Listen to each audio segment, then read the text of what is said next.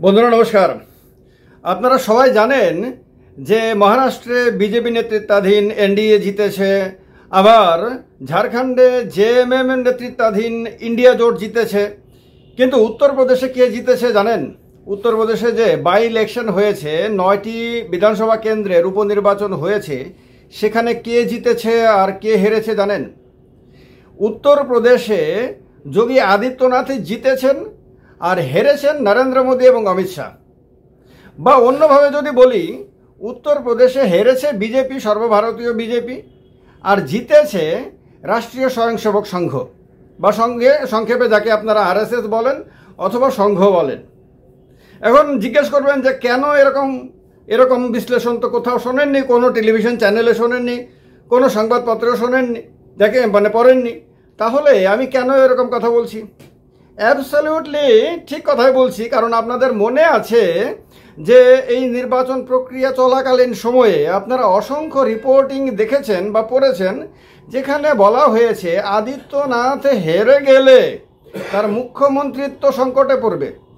অর্থাৎ তাকে মোদি এবং শাহ মিলিয়ে যে গুজরাট লবি, দিল্লিতে শক্তিশালী লবি আছে, সেই লবি তাকে আর মুখ্যমন্ত্রী চেয়ারে থাকতে দেবে না। এবং আদিত্যনাথ যদি ভালো রেজাল্ট করেন, অর্থাৎ এই 9টি বিধানসভা কেন্দ্রের মধ্যে অধিকাংশতেই যদি বিজেপিকে জেতাতে পারেন, তাহলে বিজেপি যতটুকু জিতবে তার চেয়ে অনেক বেশি জিতবেন যোগী আদিত্যনাথ। সেই ক্ষেত্রে তাকে এই চেয়ার থেকে সরানোর ক্ষমতা নরেন্দ্র মোদী, অমিত শাহের হবে না। আরেকদিকে আপনারা এটাও দেখেছেন যে সাম্প্রতিক বছরগুলোতে আপনারা আরএসএসের প্রধান, সরসংঘচালক বা প্রেসিডেন্ট, সহজভাবে বলতে গেলে এই মোহন ভাগবত, তাকে কিন্তু আপনারা নরেন্দ্র মোদীর সঙ্গে মিটিং করতে দেখেননি, অমিত শাহের সঙ্গেও মিটিং করতে দেখেননি, জেপি নাড্ডার সঙ্গেও মিটিং করতে দেখেননি। তাকে মিটিং করতে দেখেছেন আপনারা যোগী আদিত্যনাথের সঙ্গে। সেটা নিয়ে একটা ভিডিওতে আমি আলোচনাও করেছিলাম, এক্সেপশনাল কেস সাম্প্রতিককালে। তো মোহন ভাগবত যোগী আদিত্যনাথের সঙ্গে কেন মিটিং করেছিলেন? এইটার বিশ্লেষণ ছিল এইরকম যে মোহন ভাগবতের সঙ্গে নরেন্দ্র মোদী, অমিত শাহ, জেপি নাড্ডার সম্পর্ক ভালো যাচ্ছে না, বা আরও বৃহত্তরভাবে বলতে গেলে আরএসএসের সঙ্গে বিজেপি সম্পর্ক ভালো যাচ্ছে না। এই অবস্থাতে মোহন ভাগবত এবং নাগপুরের সংঘের সমস্ত অধিকারীরাই চাইছেন যে দিল্লিতে একটা বড় ধরনের পরিবর্তন হোক। এবং আপনারা দেখেছেন লোকসভা নির্বাচনে নরেন্দ্র মোদী দুর্বল হয়ে যাওয়ার পর, বিজেপি দুর্বল হয়ে যাওয়ার পর, লোকসভায় একক সংখ্যাগরিষ্ঠতা হারানোর পর, এবং কেন্দ্রে আপনার নীতিশ কুমার এবং চন্দ্রবাবুর কাঁধে ভর করে চালানো সরকার প্রতিষ্ঠিত হওয়ার পর, এনডিএ মানে এখন আর আগের মতন এনডিএ নাই, এখন এনডিএ মানে আক্ষরিক অর্থেই বিজেপি পরনির্ভরশীল এনডিএ চালাচ্ছে। তো তারপরে আপনারা দেখেছেন একাধিক কার্যক্রমে মোহন ভাগবত ঘুরিয়ে ফিরিয়ে নরেন্দ্র মোদীর সমালোচনা করেছেন। কখনো বলেছেন যে অহংকার ঠিক নেই, কখনো বলেছেন যে মানুষ থেকে দেবতা হতে চায়, দেবতা থেকে ভগবান হতে চায়, পারলে ভগবানেরও উপরে যেতে চায়, এরকম কথা। সারা দেশের মানুষ বুঝেছে যে মোহন ভাগবত নরেন্দ্র মোদীকে খোঁচা দিতে চেষ্টা করেছেন, কারণ নরেন্দ্র মোদী নিজেকে ভগবান তুল্য বানিয়ে ফেলেছিলেন একটা সময়ে। এরকমভাবেই তিনি নিজেকে, যে তার বায়োলজিক্যাল জন্ম হয়নি। এই কথার অর্থ কি? বায়োলজিক্যাল জন্ম তো পৃথিবীতে সববার হয়, শ্রীরামেরও হয়েছিল, শ্রীকৃষ্ণেরও হয়েছিল। তাহলে বায়োলজিক্যাল জন্ম যার হয় না, তিনি তো স্বয়ং ভগবান। তো সেই এগুলোর খোঁচা দিয়ে তিনি বলেছিলেন। তো তারপরে মোহন ভাগবত আপনার যোগী আদিত্যনাথের সঙ্গে মিটিং করেন, এবং আরএসএস লোকসভা নির্বাচনে আপনারা জানেন যে ঠিকভাবে কাজ করেনি। এরপরে হরিয়ানা বিধানসভা নির্বাচনে পর্যন্ত আরএসএসের অধিকারীরা, স্বয়ংসেবকরা ঘরে বসেছিলেন। ফলে একটা লড়াই চলছিল, এবং সেই লড়াই এখনও কিন্তু শেষ হয়নি। কিন্তু একটা স্নায়ু যুদ্ধ চলছে, একটা ঠান্ডা লড়াই চলছে। যেরকমভাবে একটা সময় সোভিয়েত ইউনিয়ন আর আমেরিকার মধ্যে ঠান্ডা লড়াই ছিল, সেই রকম একটা ঠান্ডা লড়াই কিন্তু নাগপুর এবং দিল্লিতে বসে থাকা গুজরাট লবির মধ্যে কিন্তু চলছে। সেই লড়াই চলাকালীন সময়ে অমিত শাহ এবং নরেন্দ্র মোদীর জন্য যত বেশি ইম্পর্ট্যান্ট ছিল উত্তরপ্রদেশের 9টি কেন্দ্রে বিজেপির জেতা, তার চেয়ে অনেক বেশি ইম্পর্ট্যান্ট ছিল যোগী আদিত্যনাথের ব্যর্থতাটাকে তুলে ধরা। কারণ আদিত্যনাথের মুখ্যমন্ত্রীত্বে উত্তরপ্রদেশে মানুষ আর বিজেপিকে চাইছে না। মানুষ আর সরকারের প্রতি সমর্থন রাখছে না, মানুষ সরকার থেকে মুখ ফিরিয়ে নিয়েছে, এইটা বলে একটা হাওয়া তোলা সম্ভব হবে এবং সেই হাওয়া তুলে আপনার আদিত্যনাথকে বলা সহজ হবে যে ভাই তোমাকে আর মানুষ চাইছে না, তুমি আর সরকারকে নেতৃত্ব দিতে পারছো না, তুমি আর রাজ্যটাকে চালাতে পারছো না, সুতরাং উত্তরপ্রদেশে ভারতীয় জনতা পার্টি যোগী আদিত্যনাথের নেতৃত্বে আর আগের মতন নিরাপদ নয়, সুতরাং তোমাকে জায়গা ছাড়তে হবে, তোমার জায়গাতে আমরা অন্য কাউকে ভাববো।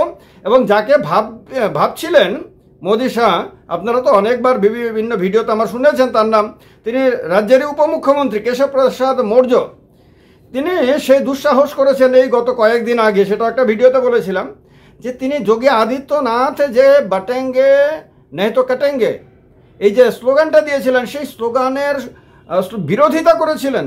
তিনি বলেছিলেন যে এইটা বিজেপির স্লোগান না, বিজেপির স্লোগান হলো সেটা যেটা নরেন্দ্র মোদী দিয়েছেন, এক রহেঙ্গে তো সেফ রহেঙ্গে। এই রকম কথা বলার দুঃসাহস একটা রাজ্যের উপমুখ্যমন্ত্রী, মুখ্যমন্ত্রী হলো একটা কথা ছিল, উপমুখ্যমন্ত্রীর, যাকে এক সেকেন্ডে রাজ্যের মুখ্যমন্ত্রী তার পদ থেকে সরিয়ে দিতে পারেন রাজ্যপালের কাছে শুধুমাত্র একটা রিকমেন্ডেশন পাঠানোর মধ্য দিয়ে, তিনি সেই দুঃসাহস করেছিলেন এবং এখনো পর্যন্ত তিনি ওই উত্তরপ্রদেশের উপমুখ্যমন্ত্রী আছেন। তো সব ব্যবস্থাই করা হয়েছিল এবং লোকসভা নির্বাচনের পরে যখন দেখা গেছে ফলাফলে উত্তরপ্রদেশে বিশ্রী রকম রেজাল্ট হয়েছে, 2014 পরে এ পর্যন্ত সবচেয়ে বাজে রেজাল্ট হয়েছে, তখন সেইটাকে অজুহাত তুলে বানিয়ে আপনার আদিত্যনাথকে কিন্তু মুখ্যমন্ত্রিত্ব থেকে সরানোর ভরপুর চেষ্টা করা হয়েছিল, কিন্তু পারেনি কেন? আদিত্যনাথ ফাইট ব্যাক করেছিলেন অনেকের মতন, কিন্তু আদিত্যনাথ কারোর কোলে করে এসে মুখ্যমন্ত্রিত্ব পাননি, কিন্তু তিনি সারা জীবন ধরে লড়াই করে নিজের জীবনকে প্রতি পদে পদে বিপন্ন করে তিনি লড়াই করেছেন, সেই লড়াইয়ের মধ্য দিয়ে তিনি মুখ্যমন্ত্রিত্বের চেয়ার পর্যন্ত পৌঁছেছেন। যেমন অনেক রাজ্যে আপনারা দেখেন বিজেপিতে কেউ মুখ্যমন্ত্রী হলে মানুষ বলে দিল্লি থেকে কোলে করে এনে বা ক্রেনে করে এনে বা হেলিকপ্টারে করে এনে বা রকেটে করে এনে বসিয়ে দেওয়া হয়েছে, নিজের ক্রেডিটে, নিজের জনপ্রিয়তায়, নিজের দক্ষতায়, নিজের যোগ্যতায় মুখ্যমন্ত্রী হয়েছেন। এই রকম বোধ হয় উত্তরপ্রদেশের মুখ্যমন্ত্রী যোগী আদিত্যনাথ আর আসামের মুখ্যমন্ত্রী হেমন্ত বিশ্ব শর্মাকে বাদ দিলে বিজেপিতে বোধ হয় সারা ভারতবর্ষে আর কেউ নেই, সে গুজরাটের মুখ্যমন্ত্রী হোক, রাজস্থানের হোক, মধ্যপ্রদেশের হোক, অথবা অন্য যে কোনো রাজ্যেরই হোক না কেন। তো এই দুজনেই তাদের মেরুদণ্ডের ওপরে ভর করে তারা মুখ্যমন্ত্রী হয়েছেন। তো সেই যোগী আদিত্যনাথ কিন্তু ফাইট ব্যাক করেছিলেন, তার এই পাল্টা আপনার হিটে তারা দিল্লির সেই গুজরাটি লবি কিন্তু টিকতে পারেনি। আদিত্যনাথ বলেছিলেন যে লোকসভা নির্বাচনে, যেটা অন্দরের কথা আর কি পরে শোনা গেছে যে আদিত্যনাথ বলেছিলেন যে দিল্লিতে লোকসভা নির্বাচন তো আমার চেহারা দিয়ে হয় না বাবু, দিল্লির লোকসভা নির্বাচন তো দিল্লিতে প্রধানমন্ত্রীর চেহারা দিয়ে লড়া হয়েছিল, প্রধানমন্ত্রী, স্বরাষ্ট্রমন্ত্রী, সর্বভারতীয় সভাপতি, তাদের চেহারাকে সামনে রেখে লড়া হয়েছিল। সুতরাং উত্তরপ্রদেশে মানুষ যদি লোকসভা নির্বাচনে বিজেপিকে ভোট না দিয়ে সমাজবাদী পার্টিকে ভোট দিয়েছে, তাহলে তার মানে হলো তারা প্রধানমন্ত্রী হিসেবে নরেন্দ্র মোদীকে দেখতে চায়নি, তারা স্বরাষ্ট্রমন্ত্রী হিসেবে অমিত শাহকে দেখতে চায়নি, তারা বিজেপি রাষ্ট্রীয় সভাপতি হিসেবে আপনার জেপি নাড্ডার কথাগুলোকে তারা স্বীকৃতি দেয়নি। তো সুতরাং পদত্যাগ করার তো এখানে রাজ্যের মুখ্যমন্ত্রীর কথা না, পদত্যাগ করার কথা সর্বভারতীয় স্তরে যারা যারা রয়েছেন, এই ফাইট ব্যাকে তারা টাল সামলাতে পারেননি। সুতরাং লোকসভা নির্বাচনের ফলাফলটা তাদের কাছে অজুহাত হিসাবে ধোপে টেকেনি। সেই অবস্থাতে তাদের কাছে একটা সুযোগ এসেছিল যে যখন বাই ইলেকশন, তখন সেই বাই ইলেকশনে যদি উত্তরপ্রদেশে বাজে রেজাল্ট হয় এবং সমাজবাদী পার্টি যদি আপনার ভাগ্যক্রমে যদি ভালো রেজাল্ট করে ফেলে, তাহলে উত্তরপ্রদেশে সরকার তো করবে না, সরকারে কিছু হবে না, কিন্তু উত্তরপ্রদেশে মুখ্যমন্ত্রী পদে আদিত্যনাথকে সরিয়ে দিয়ে তার জায়গাতে অন্য কাউকে, তাদের নিজেদের পছন্দ মতন কোনো মোসাহেবকে বা ফুলবাবু বলে না, সে যে গুজে থাকে, পরিশ্রম করে না, সবসময় মিষ্টি মিষ্টি কথা বলে, খুশি রাখে, খুশি থাকে, এরকম লোক একজনকে এনে বসিয়ে দিলে ব্যাস উত্তরপ্রদেশটা তারা আপনার দিল্লি থেকে চালাতে পারবে, এইটা তারা প্রত্যাশা করেছিলেন। কিন্তু আদিত্যনাথ এবং তার যে লবি, সেই লবি ঝাঁপিয়ে পড়ে নিজেদের দক্ষতা প্রমাণ করে 9টি কেন্দ্রের মধ্যে 7টিতে বিজয়ী হয়। সুতরাং উত্তরপ্রদেশের জয়টা মূলত বিজেপির জয় না, সর্বভারতীয় বিজেপিরও জয় না, এটা যোগী আদিত্যনাথের জয়। যোগী আদিত্যনাথের মুখ্যমন্ত্রিত্বের জয়, এবং এই কারণে আদিত্যনাথকে এই মুহূর্তে মুখ্যমন্ত্রী চেয়ার থেকে সরানোর মতন ক্ষমতা না নরেন্দ্র মোদীর, না অমিত শাহর, না জেপি নাড্ডার।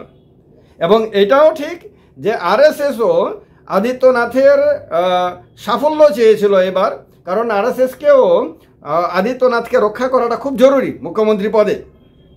কারণ আরএসএস এখন আর গুজরাটি লবিকে আর আগের মতো চাইছে না, এটা সারা দুনিয়া জানে। সেই অবস্থাতে আরএসএসের কাছে এখন বিকল্প চেহারা হিসেবে একমাত্র যোগী আদিত্যনাথ। তো সুতরাং যোগী আদিত্যনাথ হেরে গেলে, যোগী আদিত্যনাথ দুর্বল হয়ে গেলে, যোগী আদিত্যনাথ ক্ষমতাচ্যুত হলে, ক্ষমতাহীন হলে আরএসএস কাকে নিয়ে এগোবে? সেক্ষেত্রে তো আরএসএসের কোনো ভয়েস বলতে কিছু থাকবে না। বিজেপি এমনিতেই আরএসএসকে এখন অপাঙ্ক্তেয় করে রেখেছে, অচ্ছুত করে রেখেছে, প্রায় গুরুত্বহীন করে রেখেছে, ক্ষমতাহীন করে রেখেছে। সেই জায়গাতে আদিত্যনাথ যদি মাইনাস হয়ে যায় মানে বিজেপির রাজনীতিতে ক্ষমতার ভরকেন্দ্র থেকে, তাহলে আরএসএসের আগামী দিনে নতুন করে মাথা চারা দিয়ে ওঠার সর্বশেষ সুযোগটাও হারিয়ে যাবে। সুতরাং বুঝতে পারছেন, আমার মনে হয় যে সমস্ত বন্ধুরা আমার এই নির্বাচনকে নিয়ে নানান রকম বিশ্লেষণ বিভিন্ন টিভি চ্যানেলে দেখছেন, শুনছেন, বিভিন্ন পত্রিকার সংবাদ পড়ছেন, তারা কোথাও এরকম আলোচনা পাননি, তারা হয়তো ভাবেনও নি।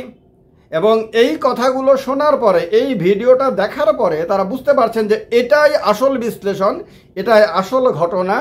এবং এই সত্য কথা বলার মতন সাহস না আমাদের নয়ডা ভিত্তিক টিভি চ্যানেলগুলোর রয়েছে, না অনেক তথাকথিত বিশাল বিশাল বিশ্বব্রহ্মাণ্ডব্যাপী যে বিশাল বিশাল ব্যক্তিরা রয়েছে তাদেরও রয়েছে। তো এই অবস্থাতে এই চ্যানেলটাকে সাবস্ক্রাইব না করলে লোকসান আপনাদের, বুঝতে কোনো অসুবিধা হচ্ছে না। এই ভিডিওটাকে লাইক করবেন, শেয়ার করবেন, এখানে কমেন্ট করে নিজেদের মতামত জানাবেন, এগুলো আমার বলার কোনো প্রয়োজন নেই। শুধু এইটাই বলার যে চ্যানেলটাকে সাবস্ক্রাইব করে নিন, তাহলে এই সমস্ত ব্যতিক্রমী আলোচনা যা পৃথিবীর আর কোথাও পাবেন না, সেগুলো এখানেই পাবেন এবং এখানেই শুনতে পারবেন। ভালো থাকবেন সবাই, অনেক অনেক ধন্যবাদ সবাইকে। জয় হিন্দ, বন্দে মাতরম।